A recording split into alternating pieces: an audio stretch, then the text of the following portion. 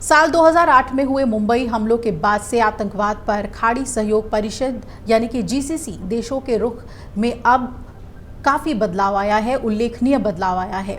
UAE में भारतीय राजदूत संजय सुधीर ने कहा, इसका बड़ा कारण यह है कि उन्हें व्यापक रूप से एहसास हो गया है कि आतंकवाद सभी का साझा शत्रु है और इस खतरे से निपटने के लिए संयुक्त प्रयास जरूरी है।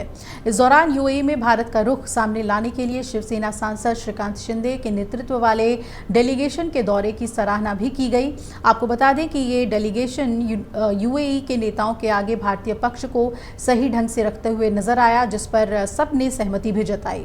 सुधीर ने जानकारी दी कि जीसीसी देशों जैसे कि Bahrain, Kuwait, Oman, Qatar, Saudi Arab और यूएई कि 26/11 और पहलगाम आतंकी हमले की प्रतिक्रिया में काफ़ी बदलाव आया है। प्रतिनिधिमंडल में शामिल एआईएमआईएम के सांसद असदुद्दीन ओवैसी ने अहम लोगों से बातचीत में कहा कि हमारी सरकार ने सभी भारतीयों के जीवन की रक्षा के लिए सही कदम उठाए और सरकार ने पाकिस्तान को बिल्कुल स्पष्ट कर दिया है कि अगर अगली बार उसने ऐसी गलती की तो उनकी उम्मीद से भी ज़्यादा बड़ी कार्रवाई हम करेंगे। ओवैसी ने कहा कि हमारी सरकार ने हमें यहाँ भेजा है ताकि दुनिया ये समझ सके कि भारत ने पिछले कई सालों से किस तरह के खतरों का सामना किया है।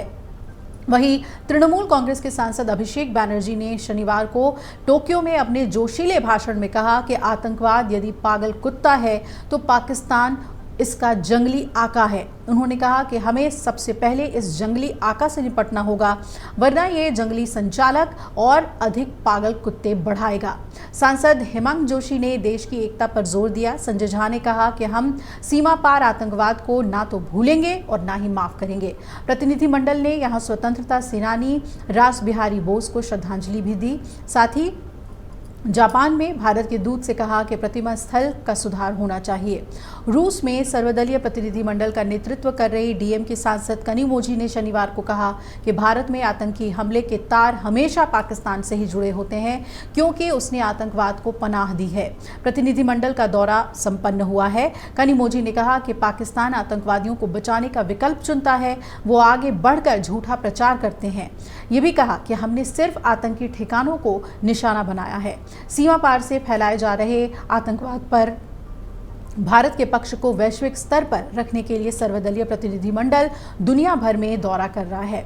वहीं शशि थरूर की भी बात कर ले तो उनकी अगुवाई में प्रतिनिधिमंडल ने अमेरिका के लोगों से आतंकवाद के खिलाफ जंग में सहयोग मांगा और इस दौरान थरूर ने कहा कि यह भारतीय प्रतिनिधिमंडल दुनिया को यह संदेश देने के लिए आया है कि हम पर हमला हुआ तो हम चुप नहीं बैठेंगे।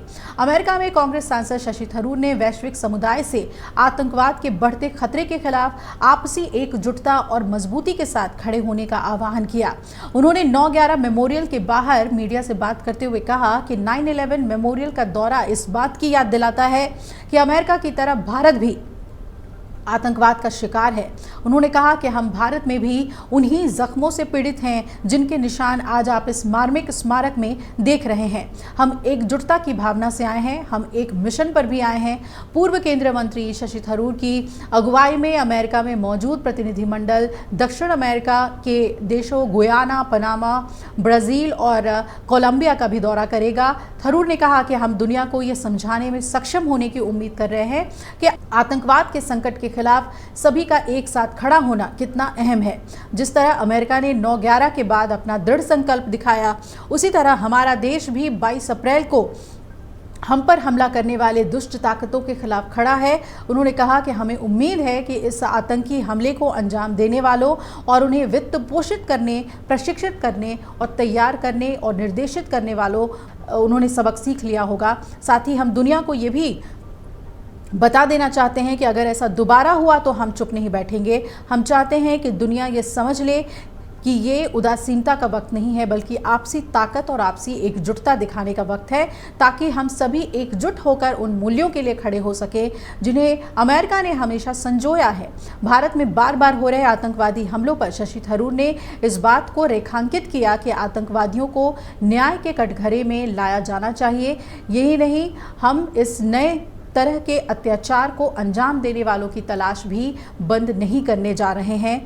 पाकिस्तान का नाम लिए बगैर उन्होंने कह दिया कि हमें ये सोचने की ज़रूरत है कि ये लोग कहाँ रहते हैं, आखिर उनके पास सुरक्षित ठिकाने कहाँ पर हैं, उन्हें कहाँ प्रशिक्षित किया जाता है, कैसे तैयार किया जाता है, फंडिंग कहाँ से होती है और कौन निर्देशित करता है, कौन हथियारबंद देता है और अक्सर सीधे सीधे निर्देशित भी किया जाता है।